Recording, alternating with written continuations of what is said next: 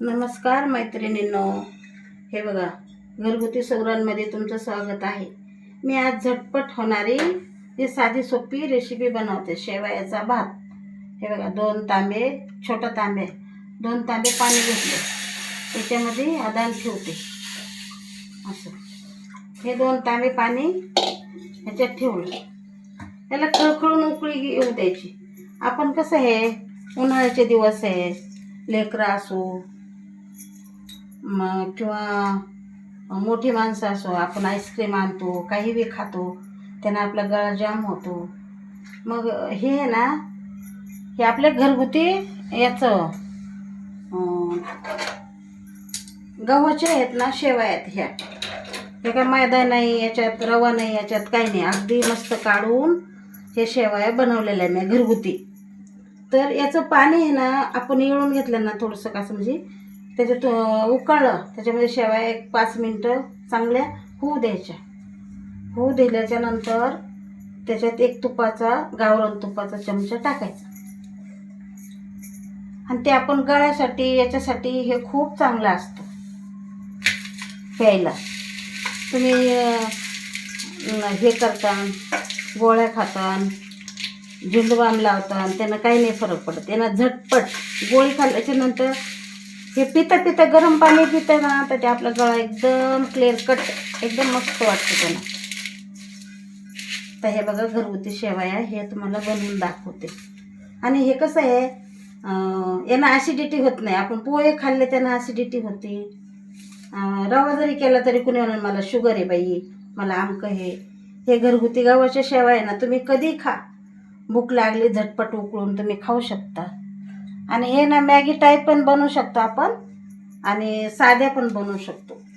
आता हे साध्या कशामुळं बनवायच्यात का, ते आपण सर्दी झाली, गळा आपला लय जाम झाला, तर आपण ह्याचं पाणी पिऊ शकतो. आपण काढ्यासारखं, आपण कसं काढा, ओवा टाका, लसणाचे कांडे टाका, एक लवंग टाका, दालचिनीचा तुकडा. हे एवढं झटपट करण्यापेक्षा हे लेकरांना खूप चांगलं. आता सध्या बच्चू कसे येतं, सुट्ट्या लागल्यात, मला आमकं दे, मला तमकं दे, तर त्याच्यासाठी हे शेवईचं पाणी पिणं खूप गरजेचं आहे.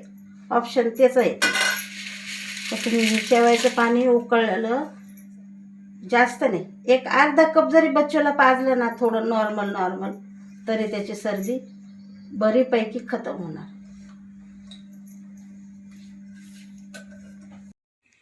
हे बघा आता पाणी उकळलंय. आता मी याच्यामध्ये, हे साधी सिंपल रेसिपी आहे. आणि हे कशासाठी का, आपण पटकन व्हावं म्हणून नाही, आपण गळ्याला याला आता सर्दी हे उन्हाळ्यामध्ये होतच असते ना, त्याच्यामुळे हे असं टाकायचं, हे उकळून घ्यायचं छान. एक 5 मिनटं बी नाही लागत, 2-3 मिनटामध्ये होऊन जाते ते. हे पाणी येळून घ्यायचं, वरतून आहे ना थोडंसं असं हलवून घ्यायचं थोडं. हे बघा पटकन होते. आणि हे पाणी व्यर्थ जात नाही. हे सगळ्यांनी थोडं प्यायलं ना, तर आपल्या गळ्यासाठी आराम पडतो. याच्यात एक आहे ना, याच्यात एक ऑप्शन आहे का, 1 चमचाभर तूप टाकायचं, गावरान गाईचं टाका, म्हशीचं टाका, दुधाचं.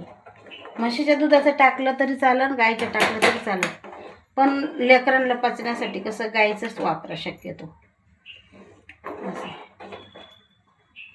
आता याला चांगली 2 मिनटं चांगलं खळखळून होऊ द्यायचं. हे आपण मॅगी टाईप पण बनवू शकतो, परंतु हे मॅगीचं कसं आपण पाणी पिऊ शकत नाही ना, इतकं मसाल्याचं पाणी असतं त्याच्यामुळे. हे बघा आता तूप किती निघतं याच्यामध्ये, जवळून बघा, तुम्हाला कॅमेरा जवळून करून दाखवते. हे बघा, आहे असं तूप असतं या दुधाला. मग आहे ना, आपण आहे ना याच्यामध्ये शेवटीच्या वेळी आपण कसं करतो, कोणी शेवयात दूध घालतं, कोणी दुधाच्या वरून शेवया प्लेटीत घेतली तरी तर दूध टाकून बी खातो, है ना. आपल्या आवडीनुसार खायचं ते. असं हे छानपैकी असं शिजू द्यायचं त्याला 2-3 मिनटं. याच्यात हे ना थोडं तूप टाकून असं पुरणाच्या चाळणीत किंवा दुसऱ्या चाळणीत, पुरणाच्या चाळणीत शक्यतो असं हे करून घ्यायचं, उलटून घ्यायचं ते. मग त्याला काय होतं, ते खाली शेवया बिवया येत नाही. पण हे बारीक शेवया आहेत ना, त्याच्यामुळं असं हे करून घ्यायचं.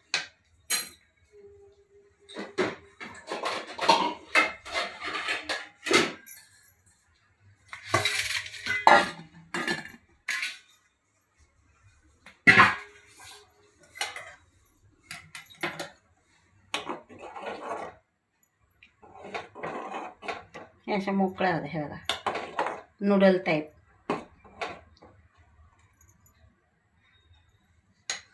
तुम्ही संध्याकाळी नाश्त्याला खाल्लं तरी ॲसिडिटी होणार नाही. पोहेनं कसं आपण कधी बी पोहे केले तर कसं म्हणतं, नको बाई ते करायला बी थोडंसं हे वाटतं आणि मला ॲसिडिटी झाली. त्यांनी कसं म्हणणार, अगं मला लय ॲसिडिटी झाली. ॲसिडिटी व्हायचा प्रश्न येतच नाही. हे घरगुती गव्हाच्या शेवया अशा.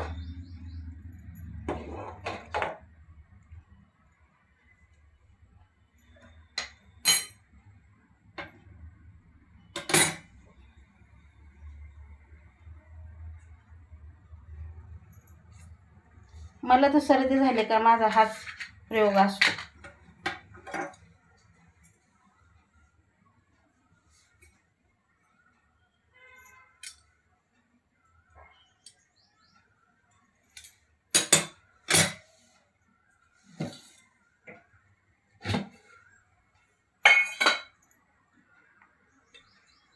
असा 1 चमचा हे तूप टाकायचं त्याच्यामध्ये, असं उकळून घेतलं. मग हे तूप आहे ना, आपण घशाला चांगलं असतं, जास्त तेलकट नाही खायचं. आता हे असं हे उलटून घ्यायचं असं मस्त.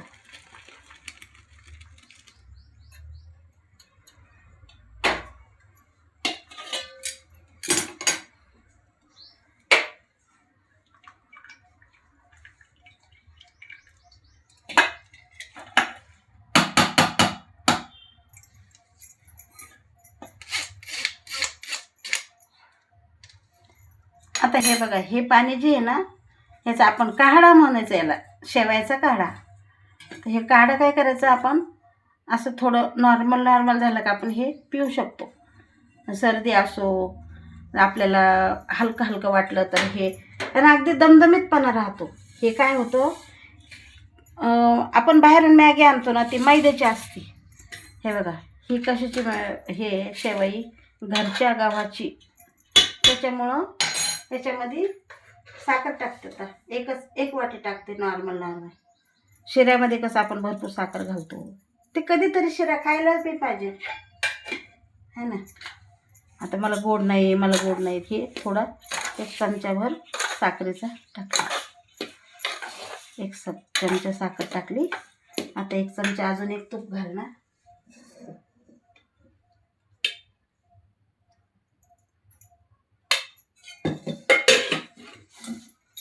आता हे असं छानपैकी हलवून घ्यायचं. हे काय चिकट विकट होत नाही, काय नाही. दिवसभर अगदी म्हणलं ना सळसळीत, हे बघा असं सळसळीत भात होतो त्याचा, छानपैकी असं मस्त.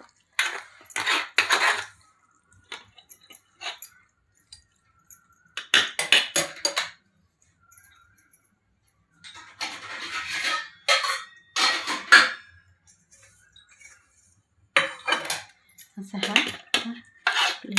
सहज करून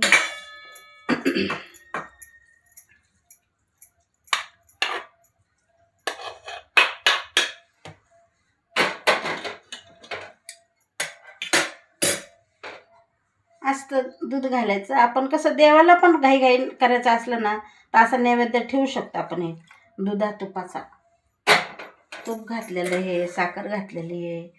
आणि मग हा आपण आता समजा काय करायचं देवाला नैवेद्यासाठी, सकाळी पूजा केल्याच्या नंतर आपण असंच ताट ठेवू शकतो देवापुढं. आणि ते देवाचं ताट आपण काही इकडे तिकडे टाकत नाही, आपण खातच आहे ना त्याला.